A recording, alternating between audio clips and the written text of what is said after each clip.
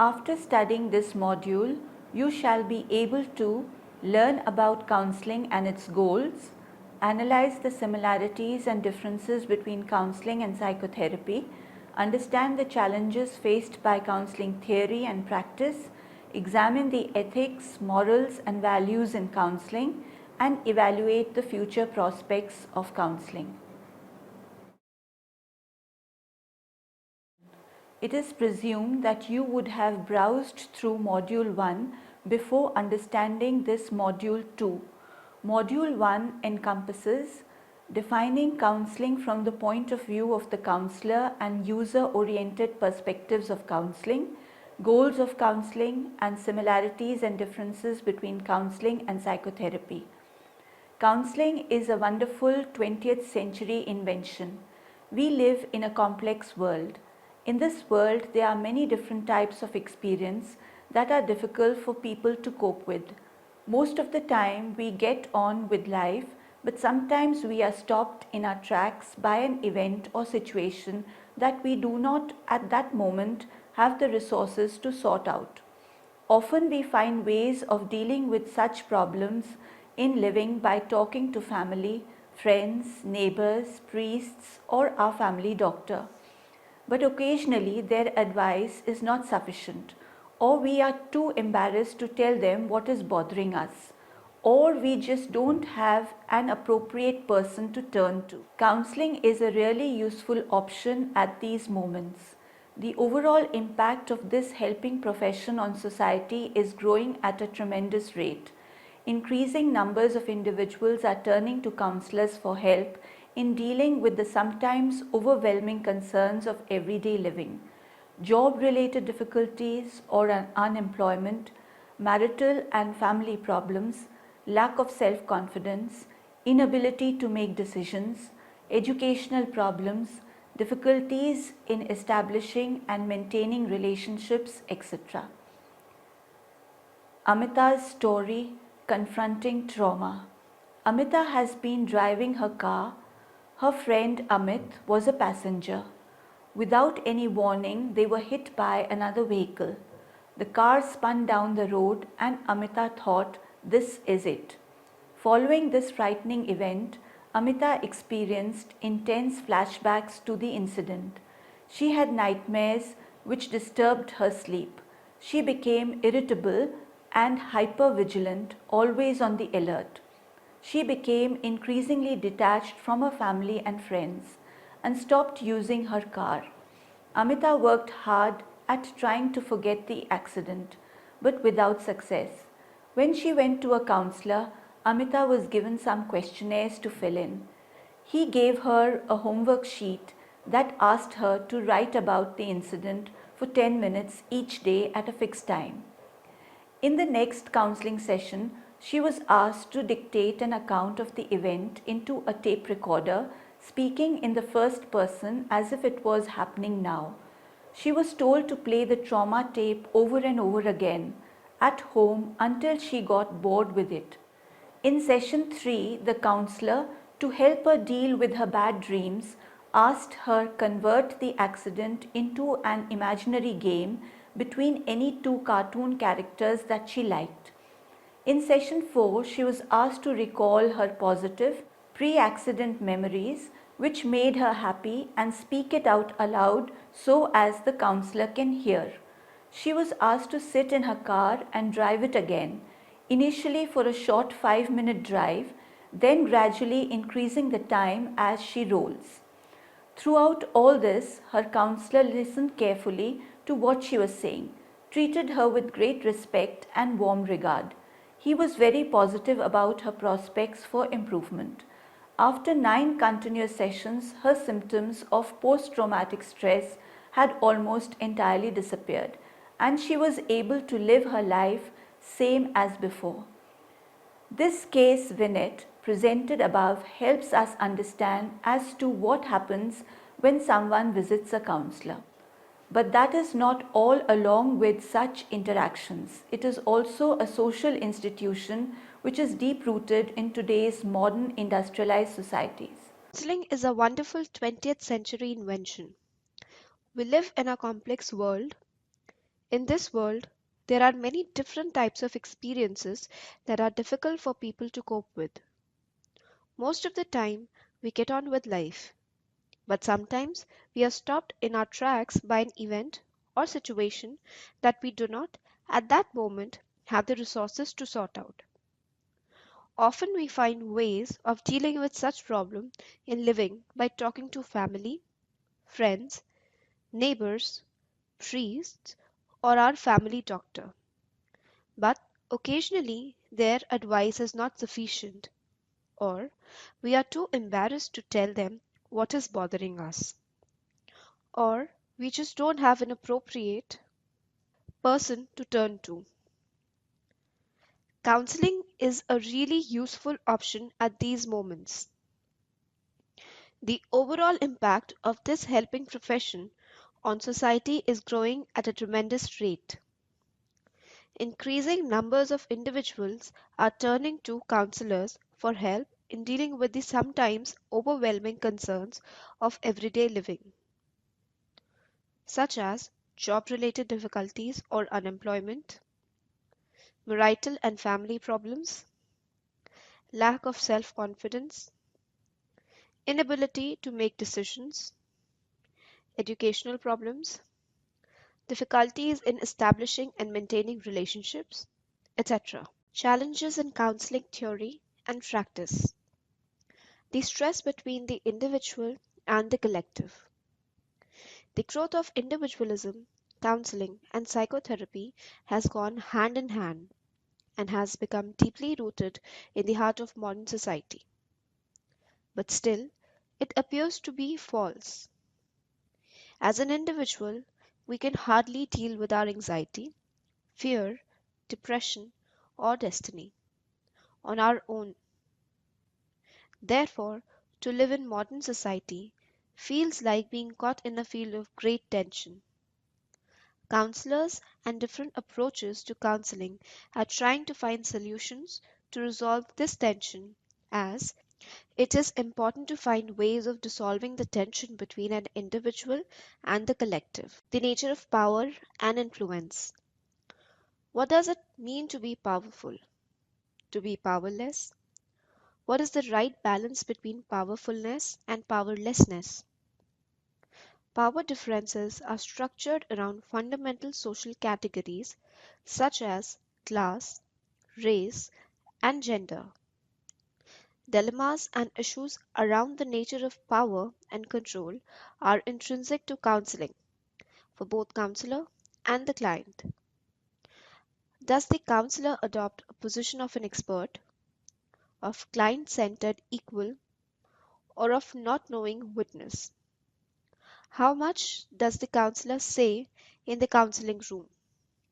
What kinds of statement does he or she make? Reflection, instruction, interpretation.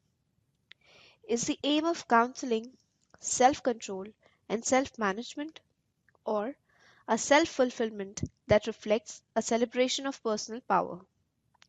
How is the person who has been oppressed, as in childhood sexual abuse, encouraged to name their experience? Are they victims, survivors, or post traumatic stress disorder sufferers? Should this person seek to express their power through anger or through forgiveness? These are just some of the many examples of issues of power that emerge in counseling. In reality, questions of power and powerlessness are always present in counseling. Location of identity in time and history. As persons, we live in time. The past is represented through our memories, mental images, recollections, and meanings that external objects and places hold for us. There seems to be a basic human tendency or need to construct a story of one's life, with a beginning, middle, and end, or possible endings. Many of the problems arising can be seen as distraction of the person's relationship with the time of their life. Depression is a time with no hope for future state. Compulsive behavior is a warding off a feared future event. Low self esteem may entail returning again to a moment of failure in the past. Counseling can hence be seen as a means of assisting people to construct an identity that is positioned in time and history. The significance of bodily experiences. The person's relationship with his or her body is one of the central issues in many, perhaps all counseling situations.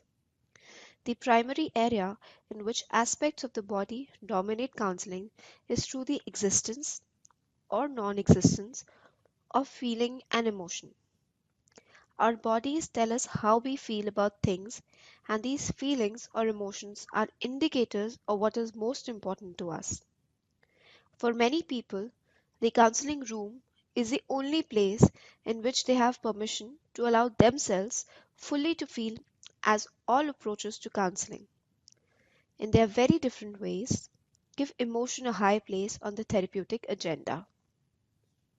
The basis of knowledge, truth, and moral action. People act on the basis of what they believe to be true, and so the issue of what is to count as true knowledge is therefore a fundamental question with profound implications. In the past, most people would have accepted the teachings of their religious leaders as the primary source of the true knowledge. Now, of course, perhaps the majority of people would look instead to science to provide certainty and a reliable guide to action. On the other hand, scientific knowledge can be questioned in terms of the areas of human experience which it excludes. Counseling reflects this multiplicity of knowledge sources, with different approaches to counseling encouraging their client to specialize in one or another mode of knowing. Ethics, morals, and values in counseling. Counseling is not a value free activity. Values are the core of the counseling relationship.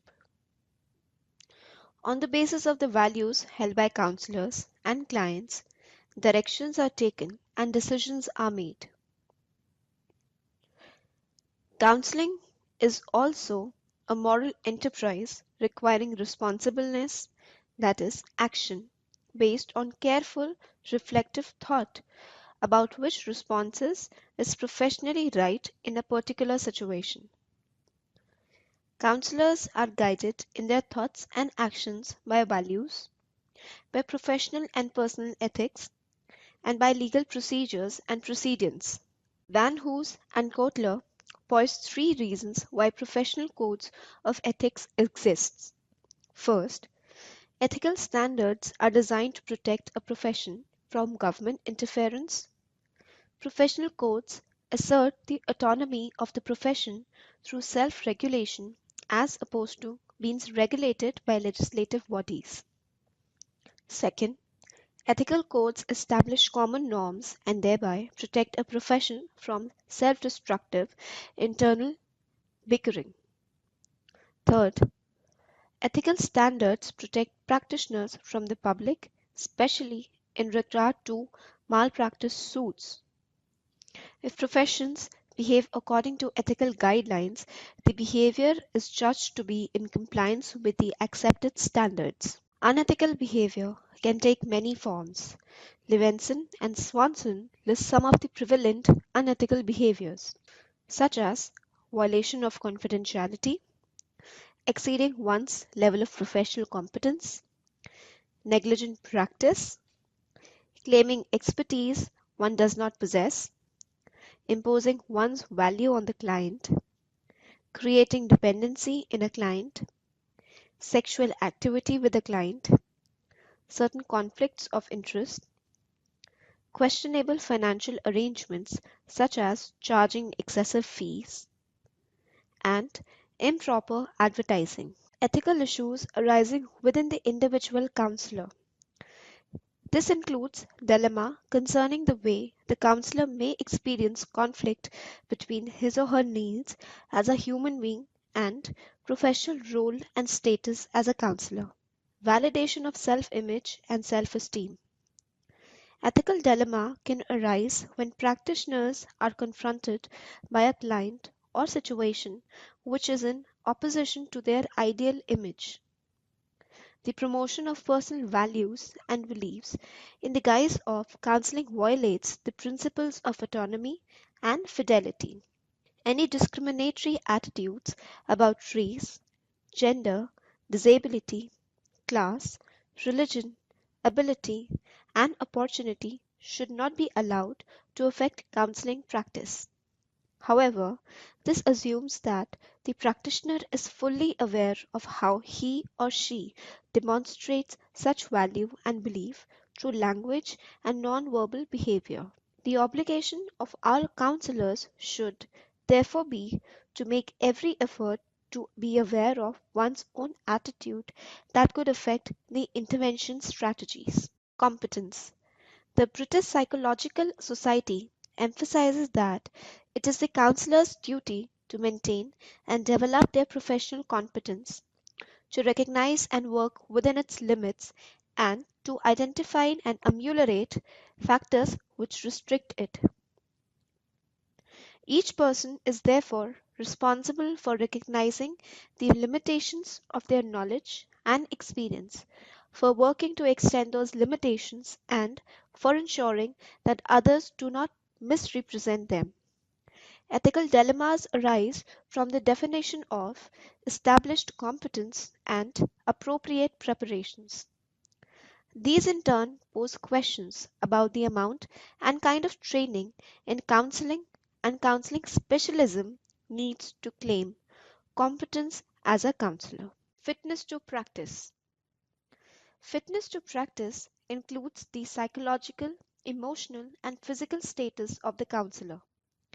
They are expected to monitor their own personal functioning and to seek help or withdraw from counseling, whether temporarily or permanently, when their personal resources are sufficiently depleted, because the work of counselor necessitates them becoming an intrinsic tool in the counseling process. Any decline in their ability will affect the effectiveness of counseling. The client is put at risk of harm through the counselor's reduced ability to perceive and respond. Personal safety. Counselors have an ethical responsibility to their clients as well as to themselves to safeguard their physical state. This includes being clear about the boundaries around personal availability and about behavior towards oneself that is not acceptable by clients.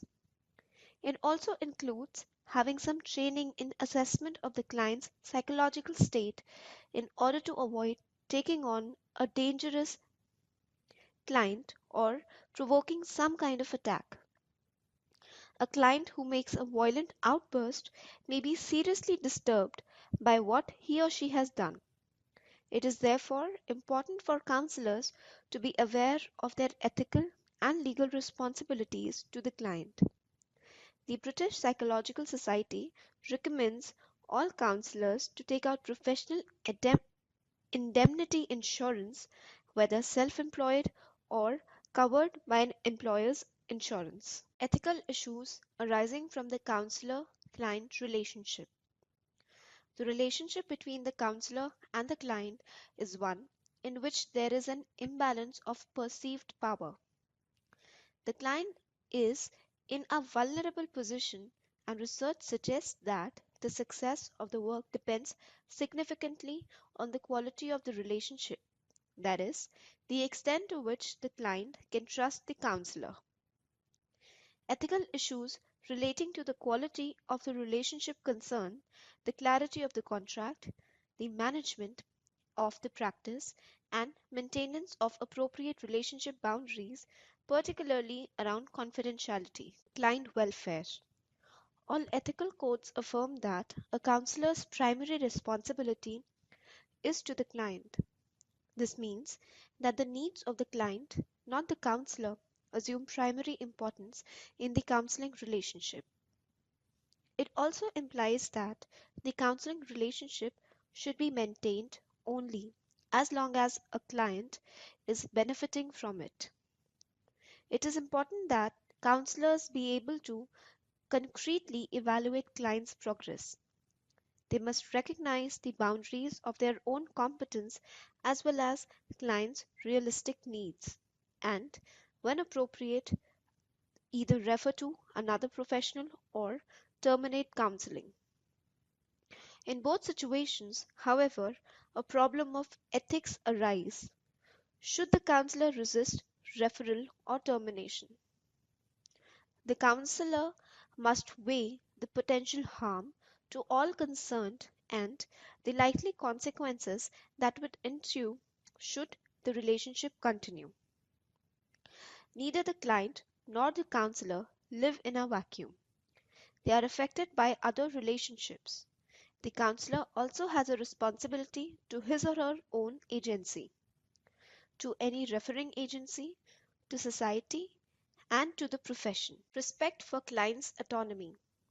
The counselor's self awareness is one of the main factors in developing anti oppressive practice, that is, practice which addresses interconnections between issue of power within the counseling relationship and the cultural and socio political context. Ethical dilemmas arise when clients' belief, values, morals, needs, and understanding of their situation are at odds with those of the counselor. Difference may be aggravated if practitioners are not aware of the respectful towards the clients construction of their worlds and their dominant racial and cultural beliefs. This is particularly significant in the case of the Western theoretical emphasis on the self, which undervalues the importance of self in relation to family, community, and culture. Confidentiality. One of the most difficult areas to negotiate ethically is that of confidentiality. Trust and the fidelity of the counseling relationship often depends on the client knowing that his or her secrets are safe with the practitioner, that they are not the subject of gossip or otherwise made public. What, to whom, and what in form of information about the client should be transmitted is a matter of debate. Contracting and informed consent. Respect for the client's autonomy, together with the principle of fidelity, is reflected in the nature of the contract with the counselor. The client must be able to give valid consent, that they have adequately understood the nature of the investigation or intervention and its anticipated consequences. In order to give informed consent, the client must be given a clear and explicit explanation of the counseling process, the management of the sessions in terms of time and place and confidentiality, boundaries around the relationship with the practitioner, possible outcomes of the work, the responsibilities of the client in terms of attendance, termination, and where appropriate, payment before work begins. Clients should also be aware that under the Data Protection Act 1984, they have the right to know if information about themselves is stored on computer and to see their records. They also have the right to terminate their work at any time or request referral to another source of help. Sexual harassment. A number of surveys of psychologists and psychotherapists in the USA have discovered that sexual contact between therapists and their clients is not uncommon. It is rather believed it can be of therapeutic benefit to the client in some circumstances. Difficulties arise because they act on them inappropriately. Edelwich and Brodsky provided a number of guidelines for recognizing seductiveness in themselves and in their clients, as well as has suggested strategies for dealing ethically with the feelings of attraction. They are: first, understanding one's own feeling; second, distinguishing your feeling while dealing with the feeling of client; third, avoid over-identification with client's problems; fourth, prohibit transferring your problems to the client; Fifth, discussion with others, example colleagues, supervisors, etc. Sixth, limit setting for self expression. Seventh, stop rejections. Eighth, express non sexual caring. And 9. Avoid giving double meaning conversations. Dual relationship. Dual relationships in counseling occur when the counselor is also engaged in another significantly different relationship with a client. Examples of dual relationship include being a counselor to someone who is a neighbor, friend, or a business partner, accepting payment from client in the form of services, for example, child minding, or being a landlord to the client. Ethical issues involved in use of touch. The main underlying fear in the use of touch appears to be that touch will lead to sexual gratification on the part of the client, the counselor, or both. Another concern can be that the client may feel violated, or he or she can even accept being touched against his or her wishes. For example, a person who has been physically or sexually abused may have great terror of being touched, but may have little or no capacity to assert their needs. Also, a matter of great concern for some counselors arises from anxiety of being accused of behaving over intimate by clients. Hunter and Struve make a number of recommendations to deal with these dilemmas. Touch is clinically appropriate when the client desires to touch or be touched. The intention of touch is clear. The touch is clearly meant for the client's benefit. The client understands concepts of empowerment and has demonstrated an ability to use these concepts in counseling. The counselors understand the impact of using touch. The boundaries are clearly understood by both. Enough time is provided to process the touch interaction. The client and counselor relationship has maturely developed. Touch can be given to all type of clients. Consultation or supervision is accessible and used. The counselor is comfortable with the touch. Dealing with the ethical dilemmas. Kitchener reviews some of the general theories of moral philosophy that can be called upon to resolve complex ethical dilemmas. The application of utilitarian approach would be to consider an ethical decision in the light of the costs and benefits for each participant in the event. Another core philosophical approach is derived from the work of Kant, who proposed that ethical decisions should be universal. In other words, if it is right to breach confidentiality in this case, it must be right to do so in all similar cases in the future. Allen highlights what he calls the deadly delusion in the social and economic framework in which counseling exists, all of which he believes will inevitably change.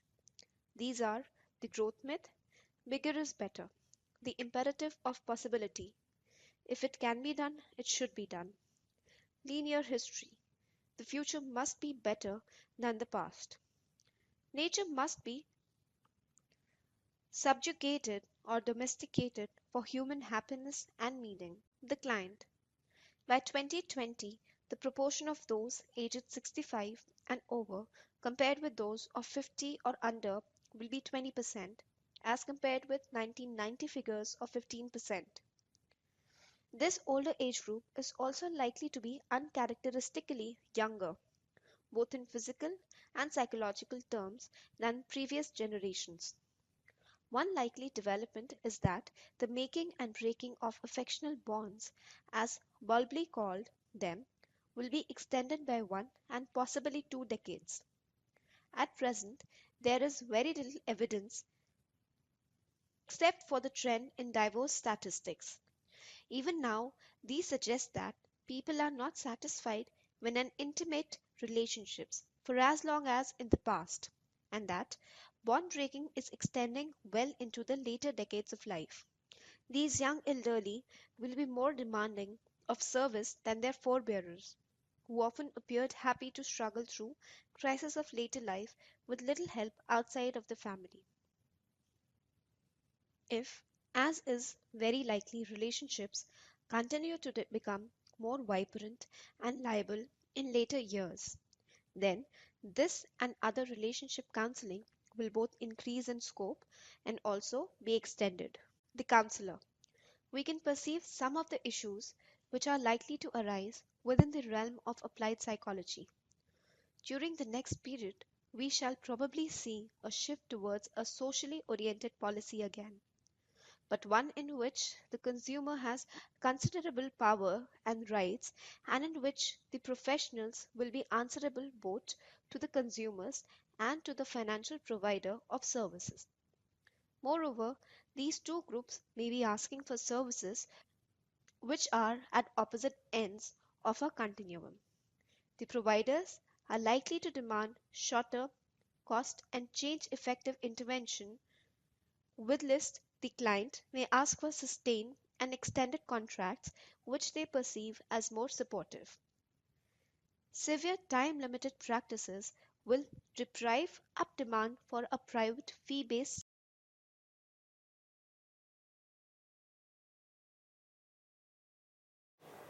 Now let us summarize this module.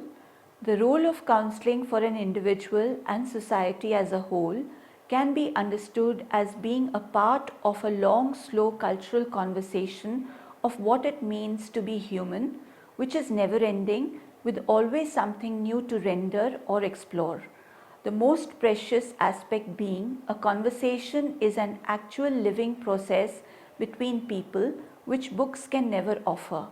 Conversations in counseling circles around the fundamental uncertainties of living in the postmodern era with deep questions for which there can be no certain answers.